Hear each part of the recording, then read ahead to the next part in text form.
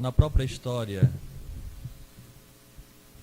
do cristianismo, na vinda de Jesus à Terra, observamos que ele convidava os indivíduos a assumirem as suas responsabilidades na medida em que ele trazia uma nova visão da figura de Deus.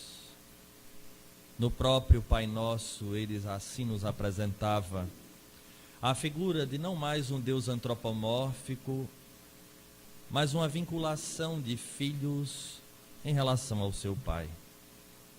O que, como foi falado há pouco, por mais que este Pai tenha inúmeras possibilidades, não exime a responsabilidade dos filhos, e Jesus assim centrava este entendimento numa frase simples que abrange essa responsabilidade que nos cabe de não fazê-lo como um indivíduo que venha a desatar os nós de nossas vidas.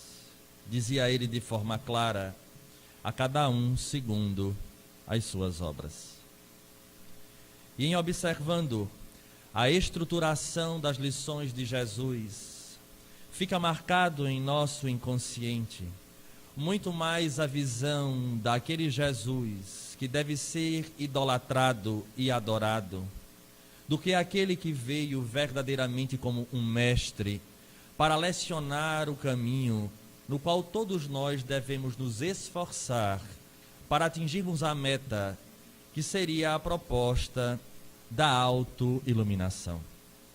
O Evangelho é repleto de exemplos que devem se tornar vivos para que seja um fiel de uma balança, de forma que possamos comparar as nossas crenças e atitudes de agora com os exemplos que ali se encontram, para que venhamos a observar se, caminhando da forma com que estamos caminhando, conseguiremos chegar aonde nós desejamos. Lamentavelmente, as lições de Jesus ao longo do tempo foram deturpadas, e esta relação dos irmãos menores, que somos todos, em relação a este irmão maior, que fez o esforço de vir à matéria para vivenciar as nossas dores e mostrar o caminho a ser trilhado, vem criando uma relação de superfície, onde nós continuamos falando que acreditamos em Jesus. No entanto, no dia a dia, optamos por estradas diferentes daquela às quais o próprio Mestre nos apontou como sendo o rumo. Nos fala no próprio Evangelho a comparação da porta larga e da porta estreita.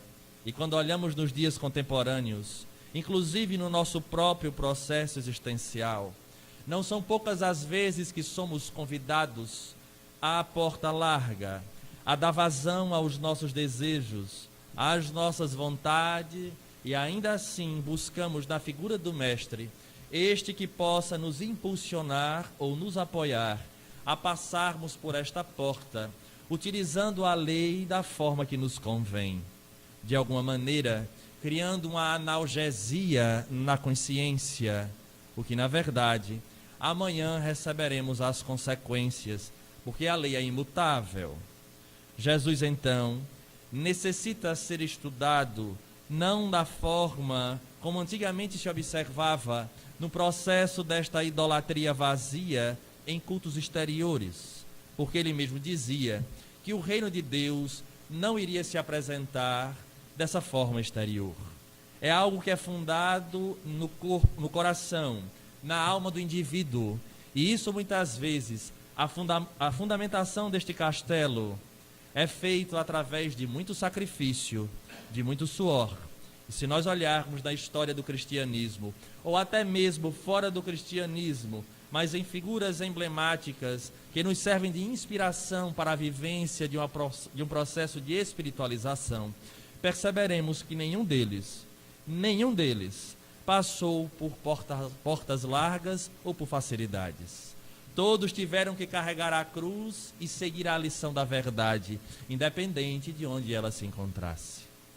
Vamos encontrar então no Evangelho dois momentos que é um processo de sequência, que está cravado no Evangelho de João Marcos, no seu capítulo 10, onde nos servirá de base para reavaliarmos como nós estamos vivenciando essa proposta que colocamos como sendo, acredito, a meta principal das nossas existências. Porque inúmeras existências tivemos onde acreditamos na figura de Jesus. Transitamos em outras experiências religiosas onde Jesus também é a centralidade. Mas, pelo próprio fato da reencarnação e aqui nos encontrarmos, e acredito também que a maioria de nós traz as suas cicatrizes e se depara com dores diversas, ainda se estando chumbado a situações que já deveríamos estar livres, é porque ainda não conseguimos entender esta proposta de Jesus, nem esta personalidade que esteve na Terra, porque estes vínculos, como falávamos, são vínculos muito mais de uma resposta a uma sociedade cristã do que verdadeiramente um estilo de vida que adotamos no nosso processo existencial. É como se estivéssemos no campo da crença apenas e ainda engateando no campo da vivência. Jesus, então, e o seu evangelho, nada mais é do que os atalhos que nós buscamos, porque Jesus, segundo todos nós conhecemos, é um espírito de alta envergadura que, quando se pensou, se planejou, arquitetou o planeta Terra, já era um espírito crístico, que é um espírito da mais alta hierarquia dentre os espíritos puros. Daí, se a Terra tem 4,5 bilhões de anos aproximadamente, antes disso, Jesus já era um espírito crístico. Então, o seu evangelho é uma síntese de todas as lições que encurtariam o nosso caminho para atingir aquilo que desejamos: a paz, o equilíbrio, a libertação dos processos que tanto nos geram sofrimento, como a falta do perdão e tantas outras que nós conhecemos em nossas próprias peles, em nossa vida. Convido então a transitarmos um pouco na história quando Jesus passava com os seus apóstolos em direção à cidade de Jerusalém. Iremos observar, repito, 2 pontos importantes, 2 formas paradoxais da vinculação de Jesus com as criaturas, com os seus irmãos. Segundo relata o Evangelho de Marcos, quando Jesus subia para Jerusalém, ouve a voz de um homem que simplesmente lhe chama, e assim chama a atenção de Jesus. Bom mestre, o que devo fazer para conquistar a vida eterna? Jesus imediatamente lhe responde: por que me chamais de bom? Bom só o Pai. Começa chamando a atenção, de alguma forma repreende-o.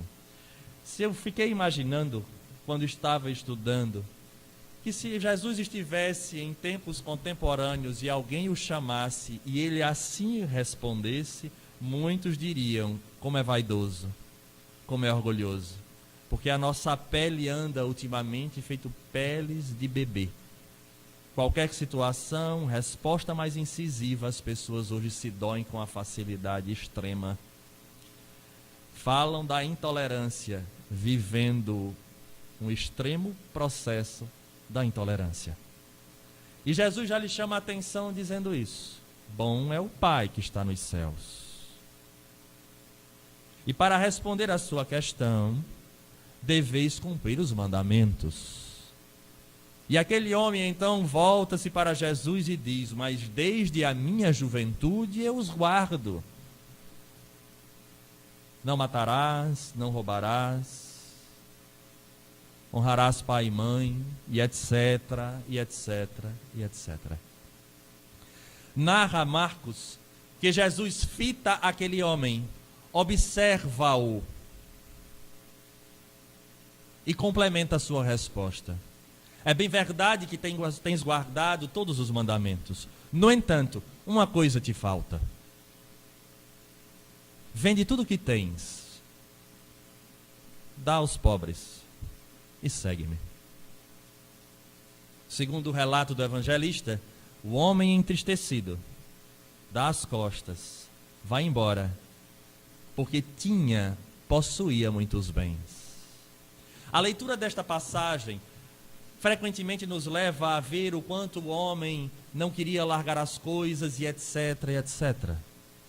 No entanto, a doutrina espírita, no seu viés filosófico, nos abre campos diversos e um amplo horizonte para mergulharmos e trazermos esta estrutura, esta história, esta lição, que vai nos falar diretamente para essa vinculação que nós temos com a figura deste mestre, das lições que ele nos passa.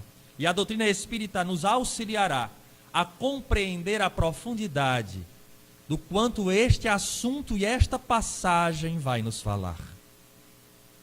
Primeiro nós vamos observar a polidez do homem quanto à figura de Jesus. Bom mestre. Não havia nesta palavra, e assim percebemos, e quando compararmos com a continuidade da história, iremos perceber o quão era polido, porque ele percebia que Jesus era diferenciado, mas não havia um reconhecimento da figura desse mestre, de que o que ele falava tinha verdadeiramente sentido e iria lhe arrastar da zona de conforto para uma outra realidade. Era um rabi, era um mestre, era um homem reconhecido na sociedade, principalmente naquele instante onde escutara que pessoas que eram cegas voltavam a ver, paralíticos que retornavam a caminhar. Mas a forma com que ele se vincula, ele chama Jesus de uma maneira muito polida. Não há uma necessidade real, não há um desejo sincero desse processo da evolução, de querer conquistar a vida eterna. Era muito mais algo do convencionalismo, e assim ele diz: bom mestre, o que devo fazer? E ali Jesus convoca-o a viver aos mandamentos, e ele diz: os guardo desde cedo. Ora, com a capacidade de Jesus, ele sabia que aquele homem guardava os mandamentos desde cedo. Agora vamos transitar no tempo e chegar a esta casa, ou àqueles que, segundo nos falam, estarão assistindo via internet. Será que o nosso vínculo com a figura desse Jesus talvez não seja tão polida da mesma forma que esse homem o fazia? Bom mestre, o que devo fazer para alcançar a vida eterna? Desde que este alcançar a vida eterna não me tire daquilo que eu acredito, do conforto que eu tenho, das crenças que eu trago, dos vícios que carrego. E Jesus dá essa primeira chamada: viva os mandamentos. E a partir do momento em que ele diz: eu cumpro, será que nós também não cumprimos? Na nossa cabeça, os mandamentos daqueles que nós acreditamos ser. Eu venho à Uniluz, eu assisto palestra, eu faço o evangelho no lar, eu recebo passe, bebo água magnetizada, toda semana estou aqui, faço a campanha do quilo, faço ESD, aplico o passe, estou cumprindo tudo aquilo que os Espíritos dizem. E aí Jesus aprofunda, e a doutrina espírita, com as suas lições, nos abre o entendimento para vermos o quão o Evangelho é contemporâneo. Ou, como eu brinco com alguns, é pós-contemporâneo. Quando João Marcos diz que Jesus fita o homem, mergulha Jesus na alma daquele ser e desvenda o problema central da sua existência. Todos nós que aqui estamos, sem exceção, todos nós, nos dois planos, encarnados e desencarnados presentes, temos um problema central que nós trazemos conosco. A doutrina espírita nos traz de uma forma científica, filosófica e religiosa o conceito da reencarnação. Tivemos existências diversas para trás, teremos tantas outras para a frente. Se nós tivéssemos a oportunidade de pegar o livro da nossa vida e lermos os capítulos anteriores a este capítulo, iríamos nos surpreender que o mesmo problema nos acompanha ao longo das existências. Há algo central em nós. Há um problema que nos persegue a cada um com o seu. Um nos campos da posse, outros do campo do sexo, outros do campo da... E assim sucessivamente. E em cada existência vamos limpando esta nódoa que nós próprios plantamos. Mas a partir do momento em que eu enxergo e descubro este problema central, cabe a mim romper com estas algemas que já vêm sendo colocadas ao longo do tempo. E ele diz ao homem. Só que Jesus era tão polido, para não chocar aquele indivíduo, ele não disse: você é uma pessoa egoísta, apegado a bens materiais. Disse a ele: uma coisa te falta. Porque ele cumpria tudo. Talvez se ele fosse espírita, fizesse parte então de um grupo espírita e seria um trabalhador, quiçá um palestrante.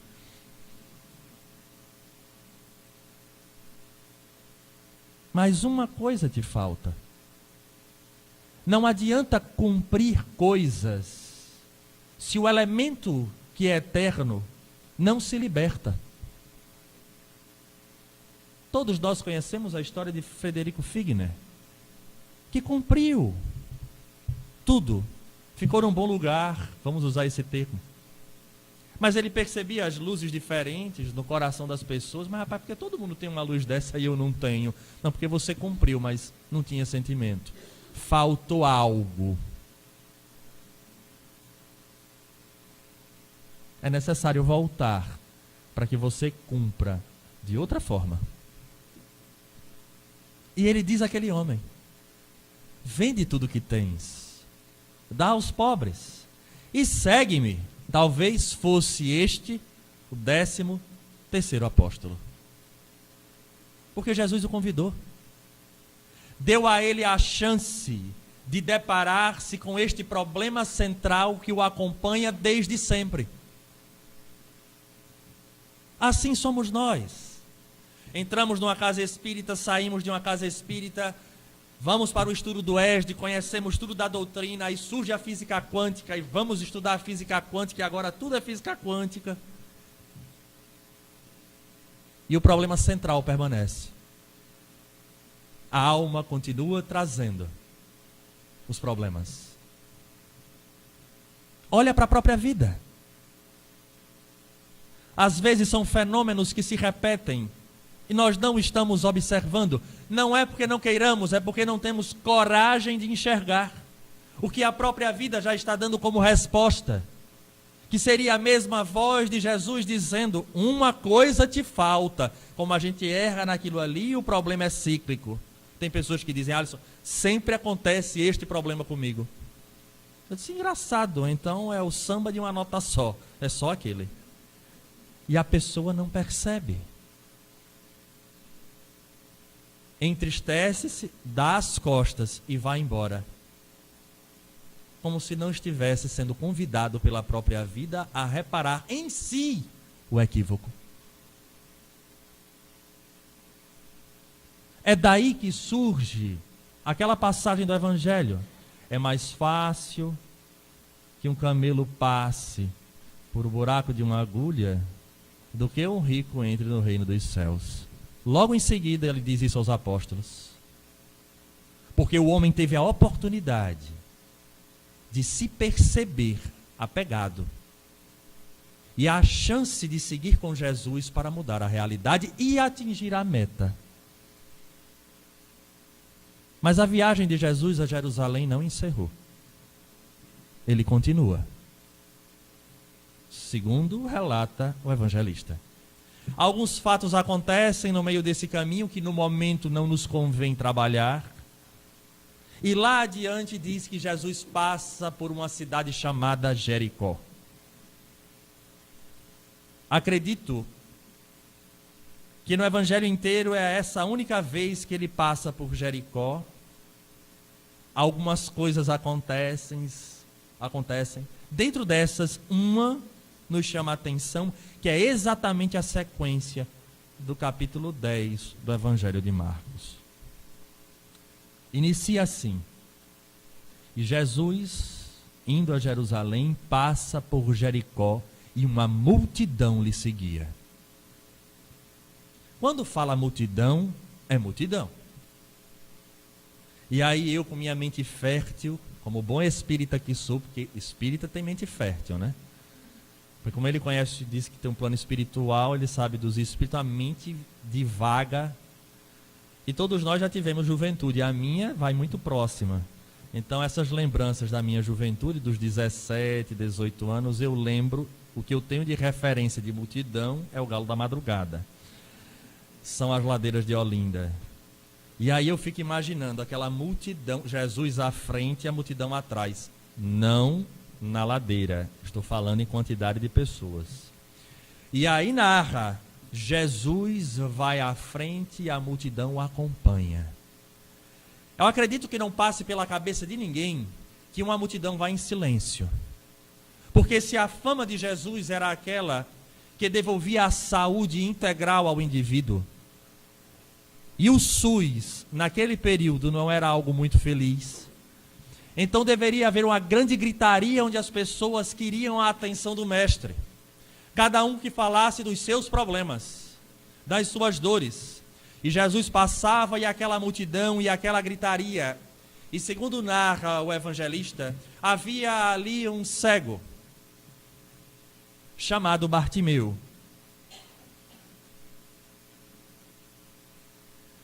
Qual era o nome de Bartimeu? Estranha pergunta, né?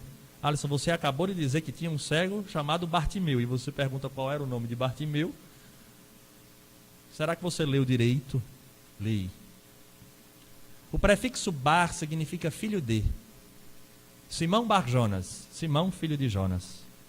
Bartimeu, filho de Timeu. Ele não tinha nome. Era um mendigo. Bartimeu, filho de Timeu. Não era José, não era Severino, não era... Não. Era um mendigo. E este mendigo, ao perceber que Jesus passava por Jericó, começa a gritar: Jesus, filho de Davi, tende misericórdia de mim. Agora compara com o primeiro momento. Bom mestre, o que devo fazer para conseguir a vida eterna? Agora vamos escutar Bartimeu. Jesus, filho de Davi, tende misericórdia de mim. Ele era cego, mendigo. Mas ao perceber que Jesus ali estava, não havia um processo de uma crença para averiguar se ele era o Messias esperado ou não. Houve um reconhecimento de alma a alma.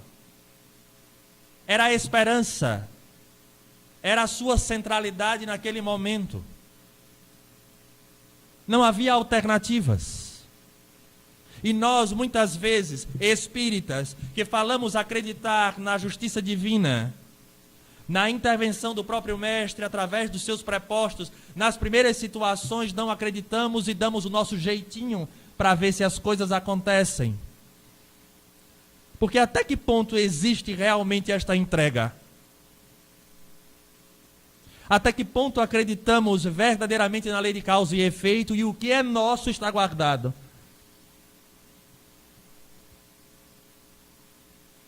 Bartimeu entrega-se. E como nós falávamos, uma multidão cercava Jesus, gritava. E Jesus para, diz o Evangelho. E fica imaginando, Jesus parou para todo mundo. A multidão toda para. O homem parou. Se ele parou, alguma coisa vai acontecer. Enquanto Bartimeu gritava, as pessoas que estavam ao lado mandavam ele silenciar. Está lá escrito no Evangelho. Faz silêncio. E quanto mais diziam, faz silêncio, mais ele gritava, com a força que tinha no pulmão. Jesus, filho de Davi, tem de misericórdia de mim. E as pessoas, cala a boca. Na lista tu é o último. Te aquieta, estás aí sentado. Já é mendigo, fica aí. E será que não seria a representação destas pressões que a sociedade nos faz para escolher outras alternativas que não a figura de Jesus? Porque hoje nós estamos assim, de pressão de todos os lados, para mudarmos conceitos, para virmos com novidades e a lei ser esquecida. Mas Bartimeu rompe com esta pressão, continua gritando, Jesus para, volta-se e diz, chame-o. Engraçado, né? Centenas de pessoas ao lado de Jesus, Jesus para no meio daquela confusão inteira e diz, manda chamar Bartimeu. Chame-o. E aí começa para nós, talvez, um grande processo de aprendizado, para que entendamos que para superar este problema central é necessário algumas características, algumas virtudes, que todos nós temos. Basta querer. Segundo o Evangelho diz, é a vontade firme que falta, não é outra coisa. Porque conhecimento nós temos. E aí disseram, aqueles próprios que mandaram silenciar, disseram, ó, não é por nada não, mas o homem está te chamando. O homem está te chamando. E aí vamos lá para a primeira lição. Por que Jesus não foi até Bartimeu? Interessante isso, né? Porque Jesus sabia que ele era cego, provavelmente devia estar sentado num canto porque ele era mendigo. Está lá escrito também no Evangelho. Mas Jesus manda chamá-lo. Chame-o. E aí o pessoal diz, ó, o homem está te chamando, anima-te. Está lá escrito, anima-te. É porque na verdade na escala evolutiva somos nós que estamos a caminhar. Jesus envia os seus prepostos, nós temos toda a ajuda, mas nós é que precisamos caminhar em direção a Ele. Porque durante muito tempo, e há muitos que estão enganados, esperando que Ele venha. E a responsabilidade é nossa de ir. Porque ir a Ele exige muita coragem. E Bartimeu nos dá o exemplo. Porque diz um detalhe no Evangelho, Bartimeu, ao saber, tira a capa e vai em direção a ele. Esta capa, segundo alguns estudiosos dizem, que em Roma era necessário você ter a autorização para ser mendigo. Era um processo de organização social. Não era qualquer um que podia. E que na capa encontrava-se escrito qual era a razão do porquê você era mendigo.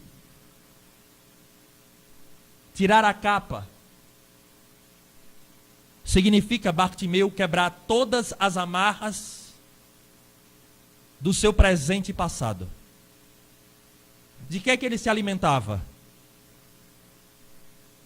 De esmolas.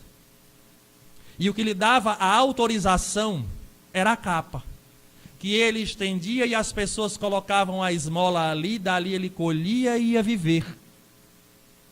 Ele tira a capa, ele larga o presente e o passado, total confiança. Não existe meio termo. Será que ele vai me curar? Será que ele vai me atender? Será que daqui para lá eu, como cego, não vou ter nenhum problema? E ele se levanta, larga a capa, que tem esta representatividade. É a essência, é a alimentação, é a vivência dele. E aí às vezes pedimos a ajuda espiritual, aí os espíritos vão lá, fazem uma psicografia, toda uma orientação, modifica os pensamentos, eleva o teu pensamento em prece, faça boas leituras, liberte-se dos vícios, é a capa. De quantas capas nós precisamos e quantas capas nós usamos? Porque a capa talvez fosse a grande desculpa para que ele não fosse, porque se eu largo a capa e for, e eu não encontrar o resultado, quando eu voltar já não tem mais capa, levaram.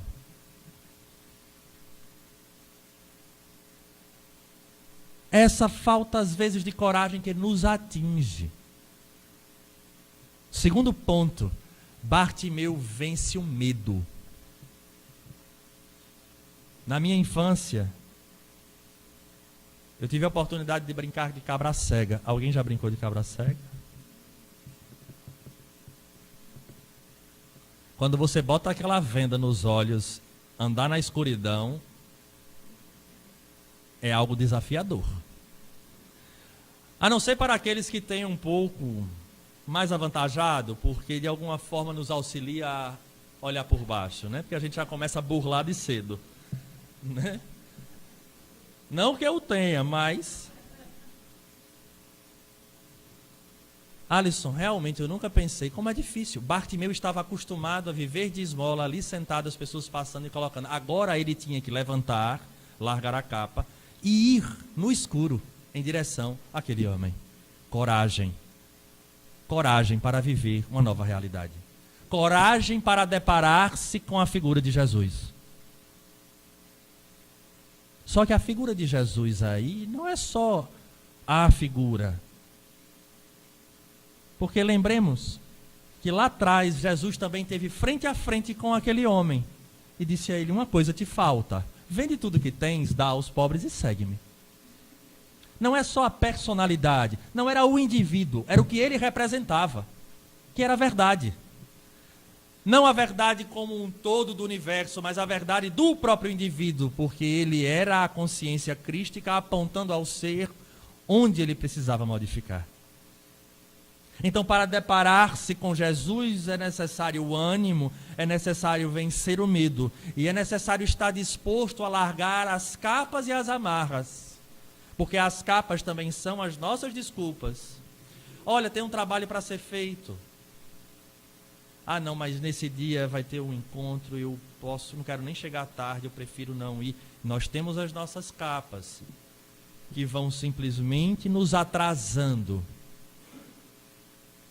São as nossas desculpas, que pelo caminhar da carruagem, já que estamos reencarnados, já deve ter capa à vontade para trás. Porque de crença em Jesus, eu não acho que essa seja a nossa primeira existência.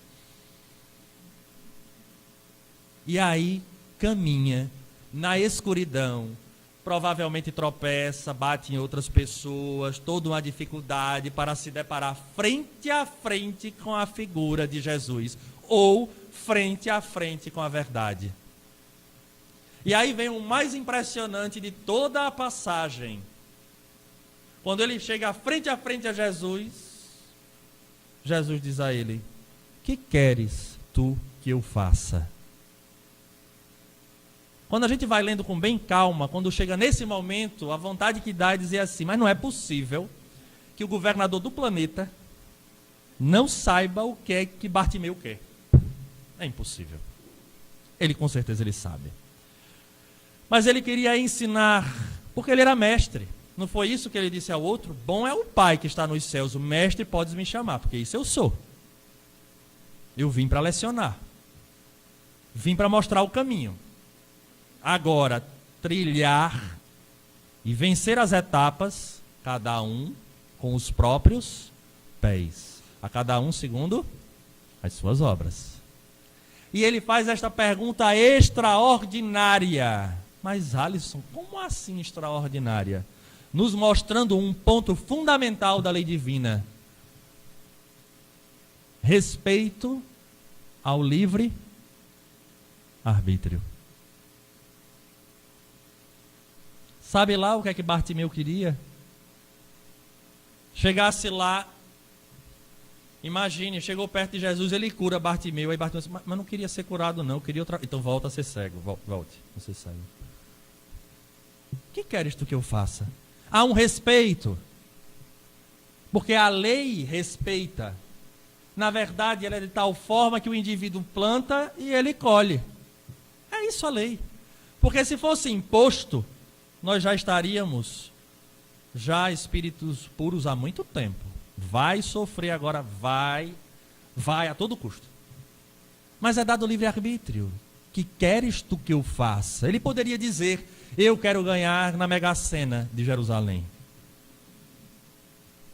Eu quero uma casa própria. Eu quero não ser mais mendigo. Ser cego não me incomoda. Eu não quero ser mais mendigo.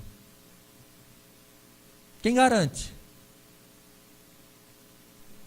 Quem garante? A lei, a beleza da lei está aí. Ninguém é vítima da vida. Por mais que muitos de nós nos achemos. Ninguém é vítima da vida. É porque nós temos o hábito científico de tornar tudo partido para estudar. Mas a nossa vida, ela é um fio contínuo. Eu entro e saio da existência, mas a vida é uma só. Contando um só enredo. Sair das sombras à luz. O tempo e o que vai acontecer neste caminho está em nossas mãos. Hoje eu choro. Hoje eu sinto dores. Hoje eu tenho desafios. É bom olhar o capítulo anterior. Ou os anteriores. Porque até isso a divindade, ela é misericordiosa. Às vezes a falha é tão grande que o pessoal estuda lá em cima. Os livros de André Luiz nos falam nisso. Missionários da Luz, por exemplo, é uma excelente leitura para o momento atual que estamos vivendo, onde as pessoas buscam mudar até a estrutura física, com todo respeito.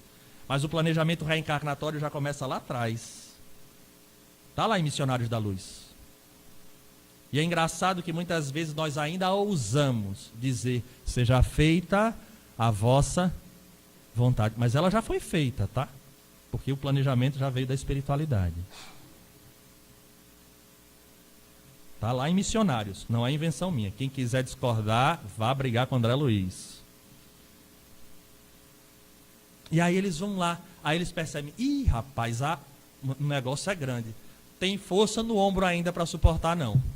Deixa na próxima ele vai resgatar um menorzinho. Vamos deixar essa aqui para uma mais na frente. Quando ele já tiver com mais força, mais moralizado, com maior chance de êxito. Aí vem todo o estudo da genética, como deve ser o corpo, célula por célula, observar a carga genética do indivíduo, aquelas informações, os códigos genéticos que podem se transformar em doença ou não, dependendo da escolha que fará durante a Terra. Tudo explícito lá. Daí não há vítimas. Há os desafios que foram plantados ontem e agora é necessário colher, tendo a grande chance de colher ou de plantar de forma acertada agora, mesmo com muito suor e lágrimas, mas para amanhã sorrir com a consciência tranquila de ter vivido de forma reta. Daí ninguém vai poder alegar ignorância, como diz o Livro dos Espíritos, na sua terceira parte das leis morais, no seu primeiro capítulo, das leis divinas, ou lei natural. Para que ninguém alegue ignorância. Então era esse o momento, por isso Jesus diz a ele, que queres tu que eu faça? Mas eu queria lançar um desafio a todos os senhores. Que sempre que nós falamos nessa palestra, eu gosto de lançar esse desafio. Porque nós temos a imaginação fértil para um bocado de coisa. Frequentemente poucas prestam, né? Porque a gente vive pensando bobagem. Mas vamos exercitar a nossa mente e a imaginação para algo louvável.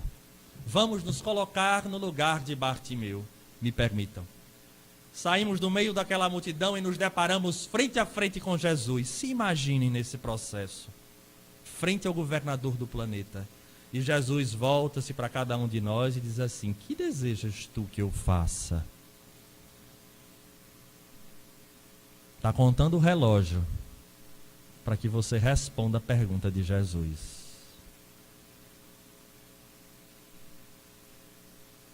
Seria a eternidade em fração de segundos. Pensaram no desejo? Já sabem o que pediriam a Jesus? a casa própria, um carro novo, um amor. Aí tem gente que diz, o senhor pediria saúde. É uma boa pedida. Eu só queria dizer um detalhe, vai morrer do mesmo jeito. Desculpa falar, mas vai morrer do mesmo jeito. Vai morrer com saúde ou sem, porque é a lei, é de renovação, é cíclico. Veio e volta. Vai morrer com saúde, mas rapaz, era saudável, morreu.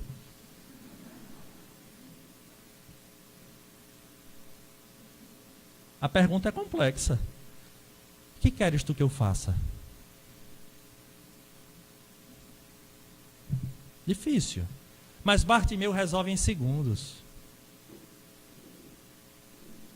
Quando, respeitando o livre-arbítrio, ele pergunta, Bartimeu, o que queres tu que eu faça? E ele responde, que eu veja. A resposta é brilhante. A resposta é brilhante. Aos nossos olhos, na horizontalidade da letra que mata e não do espírito que vivifica, a gente vai dizer, ele era cego e quer ver. É não. Que eu veja qual é a centralidade dos meus problemas. Que eu enxergue o que eu não quero ver. Porque o outro via, mas era cego. Quando Jesus disse a ele, uma coisa te falta. Vende tudo que tens, dá aos pobres e segue-me. Deu as costas e foi embora. Era cego. Porque aí não está vinculado apenas à história de uma cegueira fisiológica. Se a proposta de Jesus é a proposta para o coração e para a alma, não podemos interpretar no Evangelho de uma materialidade. Aquele homem tinha tudo, posses, possibilidades. E no momento que se depara com a verdade sobre si próprio, tendo a chance de romper com este ciclo das reencarnações ou dar passos largos do processo evolutivo, mostra sua cegueira, dá as costas a Jesus e vai embora. No entanto, o cego, que nada tinha, nem um nome sequer possuía, tem um momento de deparar-se com Jesus. E na proposta de ter o leque das possibilidades, o que é que tu desejas? Que eu veja. Que eu veja o quê? O grande problema que eu trago em mim. Essa resposta de Bartimeu serve para a eternidade. E ali ele diz, volta a enxergar, e Jesus diz, a tua fé te salvou. A tua fé te curou. Porque era o desejo dele, sincero, de passar a enxergar. Porque quando Jesus ouviu os gritos, Jesus, filho de Davi, tem de misericórdia de mim, não foram os ouvidos humanos, no meio de uma multidão. Percebeu a intensidade do desejo, da fé daquele homem, que o chamou a atenção. Estava no momento de mostrar a ele a verdade, que ele visse. E aí encerra a passagem dizendo, e ele o seguiu. Foi o seguir apenas? Não foi. Foi enxergando a sua problemática, os seus limites. O homem velho que ele era agora seguia a Jesus, um novo rumo, um novo momento da sua história. É esta a condição que se encontra ali. É essa a mensagem de Jesus para os dias de hoje, porque continuamos talvez com aquela conduta de reconhecê-lo como governador do planeta. Do homem que pode tudo. Daquele que atrai multidões. Que serviu como uma semente para fundar religiões. Colocamos como a nossa crença talvez superficial. E Jesus nos mostra. Quando ele agradece ao Pai ter escondido essas coisas aos doutos e aos prudentes e apresentado aos simples e ignorantes. Quem era o simples e ignorante? Bartimeu. Que reconhece em Jesus o Messias. Que reconhece na lição dele um roteiro de vida. Dói. Dói. Caminhar com Jesus dói. Sair da cegueira dói, e dói muito. Porque pela ancestralidade nossa, trazemos como herança psíquica o orgulho e o egoísmo. Porque precisávamos lutar pela alimentação, então primeiro eu, depois o resto. Ser o mais importante daquela coletividade. E isso galgou posições do nosso psiquismo, estruturando as chagas da humanidade. O orgulho e o egoísmo. Que foi exatamente esta chaga que fez com que aquele homem desse as costas e fosse embora. Agora não adianta fazer a mesma análise daquele homem rico e da figura de Bartimeu se não trouxermos a verdade do Evangelho para as nossas vidas. Continuaremos enchendo as nossas mentes e os corações de palavras bonitas e estimulantes. Mas se nada disso nos tirar da zona de conforto, é porque as lições de Jesus ainda não repercutem em nós. Na área de saúde nós gostamos muito, nós falamos aos nossos alunos, presta atenção nos sinais e nos sintomas. E as pessoas no campo espiritual, elas esquecem de perceber os sinais e os sintomas em sua vida. Está doendo? Provavelmente, isso é um excelente sinal. Ou melhor, sintoma. Porque sintoma é o que se sente e o sinal é o que se apresenta. Mas Alisson, eu briguei com fulano e minha consciência dói porque eu fui indelicado. Ótimo. É um excelente sintoma. A consciência está nascendo. Está brotando da crosta da nossa própria ignorância. Sinais de evolução. Porque esse mecanismo que nós temos hoje de fuga de dor e de sofrimento é a maior balela do mundo. No Evangelho encontra-se escrito: a dor é uma bênção que Deus envia aos seus eleitos. Não é só a dor física, é a dor moral. É saber fazer uma coisa e ter a consciência de que esta coisa está errado. Isso é magnífico. O ideal era que não fizesse. Mas se já fez e está doendo, está nascendo um homem novo.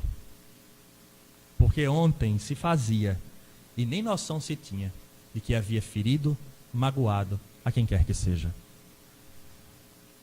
Nas tradições esotéricas, o elemento da transformação é o fogo. Porque verdadeiramente o fogo transforma os elementos. Tudo bem que é tudo em cinza, mas transforma.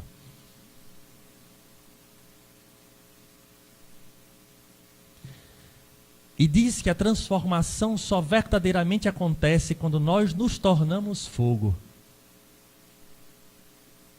É uma visão fantástica. João Batista dizia isso: eu batizo com água, mas vai vir aquele que batiza com fogo.